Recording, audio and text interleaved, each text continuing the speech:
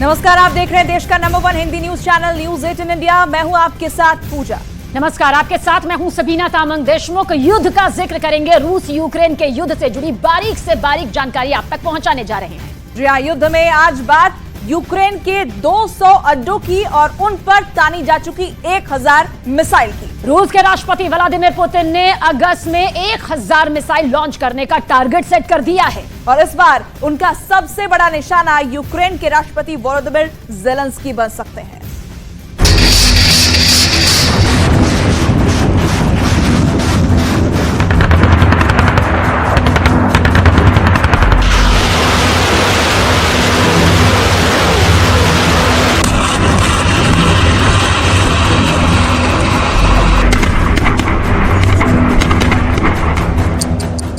चौबीस घंटों में रूस यूक्रेन पर बहुत बड़ा हमला करने जा रहा है।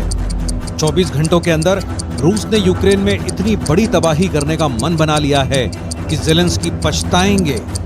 24 घंटों के दौरान रूस के खुफिया मिशन की सुई जैसे जैसे आगे बढ़ेगी, यूक्रेन की फौज के पास खुद को बचाने का वक्त खत्म हो जाएगा। ये रूस का दावा है, ये पुतिन का दावा है, ये पुतिन के रक्षा मंत्री सर्गेई शोइगु का दावा है।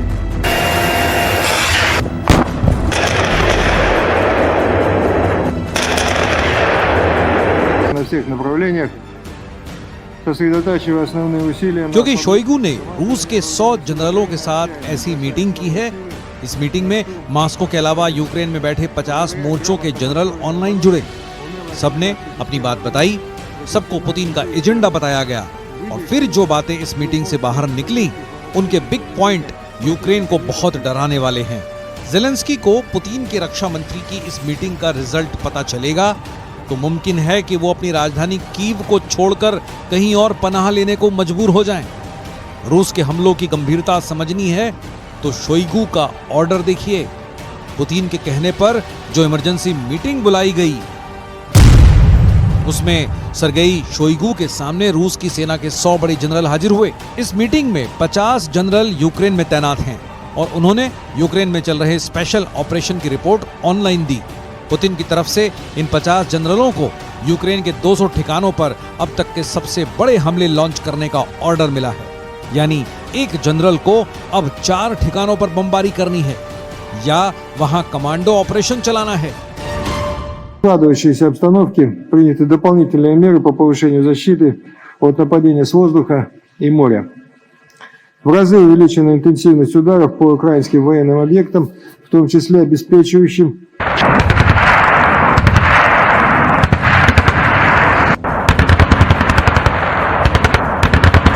अब सवाल है कि जब शोइगु ने रूस के टॉप लेवल के जनरलों की मीटिंग ली तो उसमें पुतिन के आर्मी चीफ वलेरी गेरासिमोव कहां गायब थे? तो उसका जवाब ज़ापोरिज़िया से आए इस वीडियो में है, जिसमें रूस के chief of general staff Valery Gerasimov अचानक उस कमांड सेंटर पर पहुंचे जो यूक्रेन के हमेशा टारगेट पर रहता है। जनरल गेरासिमोव को ज़ापोरिज़िया के मोर्चे के बारे में बहुत बारीक बारीक बातें बताई गईं।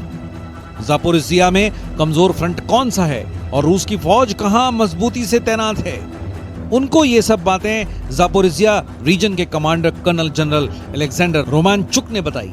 जनरल गेरासिमोव को मैप पर वो लोकेशन दिखाई गई जहां ज़ेलेंस्की की सेना काउंटर अटैक की कोशिश करती रही है, लेकिन उन्हें कुछ खास हासिल नहीं हुआ। अपनी टीम से रिपोर्ट लेकर गेरासिमोव ने फौरन पुतिन को फोन किया और उन्हें ज़ापोरिज़िया के बारे में अपडेट कर दिया। यानी रूस को कितना नुकसान हुआ है और यूक्रेन को कितने बड़े झटके दिए गए हैं। इसके बाद जनरल गेरासिमोव एक स्पेशल हेलीकॉप्टर Mi-17V5 के जरिए कमांड हेडक्वार्टर की तरफ बढ़ चले। इस हेलीकॉप्टर को गनशिप के साथ लैस किया गया था ताकि ग्राउंड से अटैक की हालत में फौरन रॉकेट दागे जा सकें। बात साफ है कि रूस के जनरल ने अब खुद ज़ापोरिज़िया की जिम्मेदारी संभाल ली है। ज़ापोरिज़िया के इलाके से यूक्रेन की फोर्स का पूरी तरह सफाया अब पुतिन का एजेंडा है। यही वजह है कि खुद रूस के आर्मी चीफ को यहां भेजा गया। कहा जा सकता है कि यूक्रेन में चल रहे ऑपरेशन को पुतिन ने बहुत मजबूती से अपने हाथ में लिया हुआ है और क्रेमलिन तक पल पल की जानकारी पहुंचाई जा रही है। 2 дня, 26-27 июля, В районе населенного пункта Работино уничтожено более 400 украинских военнослужащих, 31 танк. Из них 3 немецких «Леопарда», 2 французских, а также 32 боевые бронированные машины. В общей сложности 63 единицы бронетехники.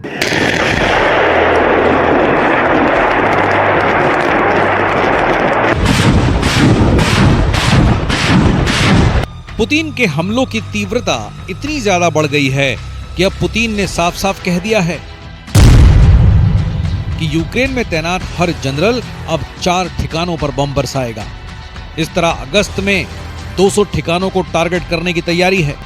यानी पुतिन रोज कम से कम 6 से 7 अड्डों को मिट्टी में मिलाना चाहते हैं, जो ज़ेलेंस्की के लिए वाकई बहुत घबराने की बात है।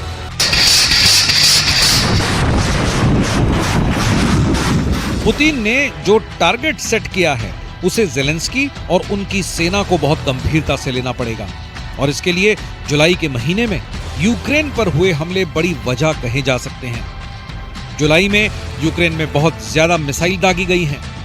यूक्रेन का कोई ऐसा बड़ा शहर नहीं है जिसको निशाना बनाकर पुतिन ने मिसाइल लॉन्च न की हो। इसमें कीव से लेकर खार्किव और ओदेसा से लेकर ज़ापोरिजिया तक शामिल हैं। जुलाई के महीने में यूक्रेन की सेना को बहुत बड़ी तबाही देखनी पड़ी, ये दावा पुतिन के रक्षा मंत्री का है। रूस के मुताबिक जुलाई में ही यूक्रेन के करीब 21,000 सैनिकों को मार गिराया गया। इसके अलावा 2,500 बड़े हथियार खत्म कर दिए गए। इनमें 10 लेपर्ड टैंक शामिल हैं। इसमें 11 ब्रैंडले बख्तरबंद गाड़ियां शामिल हैं। इनमें 40 M777 तोप समेत 90 आर्टिलरी सिस्टम शामिल हैं। ये वो हथियार हैं जो यूक्रेन को नेटो से मिले थे। ये हथियार देने वाले देशों में ब्रिटेन शामिल है, अमेरिका शामिल है, पोलैंड और जर्मनी के अलावा फ्रांस के हथियार भी हैं जो पुतिन ने पूरी तरह खत्म कर दिए। खार्किव में हुई बमबारी के बाद की तस्वीरें देखिए। यहाँ ड्रोन से एक खाली इमारत पर हमला किया गया, जबकि 3 और ड्रोन स्पोर्ट्स फैसिलिटी पर बम बनकर गिरे। रूस का दावा है कि यूक्रेन ऐसे ठिकानों को मिलिट्री ऑपरेशन के लिए इस्तेमाल कर रहा है, इसलिए उनको टारगेट किया जा रहा है, जबकि यूक्रेन इसे आम नागरिकों के ठिकानों पर बमबारी बताता है। Украина отчаянно бросает новые силы на штурм наших позиций. Благодаря грамотно построенной обороне, умелой организации системы огня, профессиональным действиям, выдержке.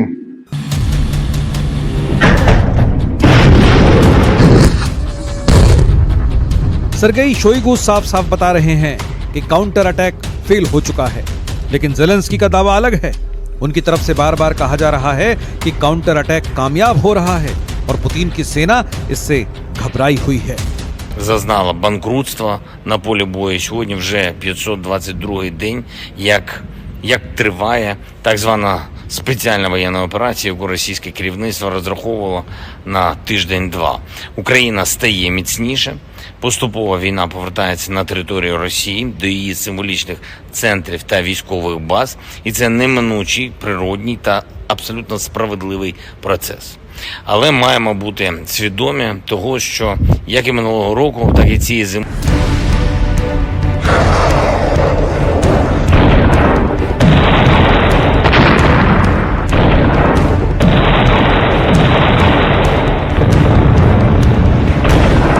ज़ेलेंस्की का दावा देख लिया, अब पुतिन का प्रैक्टिकल देखने की बारी है।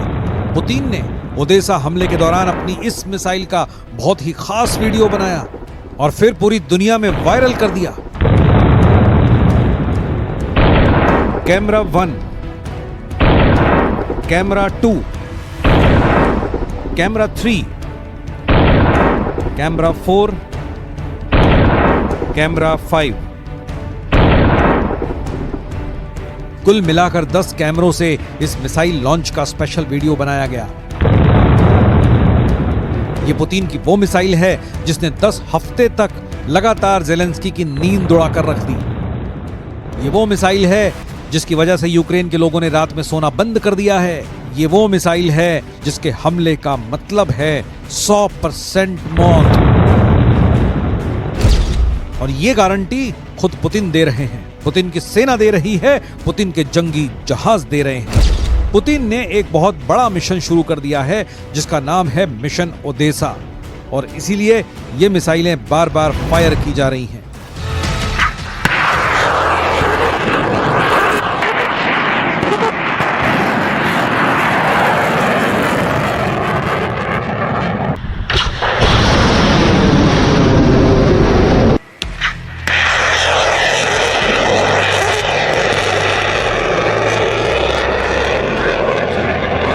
ये वो मिसाइल है जो जहां गिरती है वहां की तबाही देखकर दिल बैठने लगता है। ये मिसाइल जहां गिरती है वहां कोई जिंदा नहीं बचता, कुछ सलामत नहीं रहता। हर तरफ आग होती है, मलबे से लाशें निकाली जाती हैं, बची खुची इमारतें खंडहर बनने के लिए तैयार हो जाती हैं। ये पुतिन का गुस्सा है जो ज़ेलेंस्की के काउंटर अटैक पर निकल रहा है, और इसमें पुतिन नेटो को भी बराबर गुनहगार मानते हैं। Сегодня очевидно, что западные кураторы киевского режима явно разочарованы результатами так называемого контрнаступления, о котором в предыдущие месяцы громко вещали нынешние украинские власти. चाहे मास्को पर ड्रोन अटैक हो या फिर क्राइमिया में कर्च ब्रिज को बम धमाके से उड़ाने जैसे हमले, पुतिन ने इसका फौरन जवाब दिया है। कभी ओदेसा में तो कभी खार्किव में। पुतिन ने बता दिया है कि अब वो यूक्रेन की तरफ से ऐसे हमले बर्दाश्त नहीं कर सकते। क्राइमिया ब्रिज अटैक के बाद पुतिन और ज्यादा आक्रामक हो चुके हैं और इस बार वो खासकर किसी भी कीमत पर ओदेसा को जीतना चाहते हैं, चाहे इसके लिए कुछ भी क्यों ना करना पड़े, किसी भी हद तक क्यों ना गुजरना पड़े। पुतिन इस बार 100% तैयार है।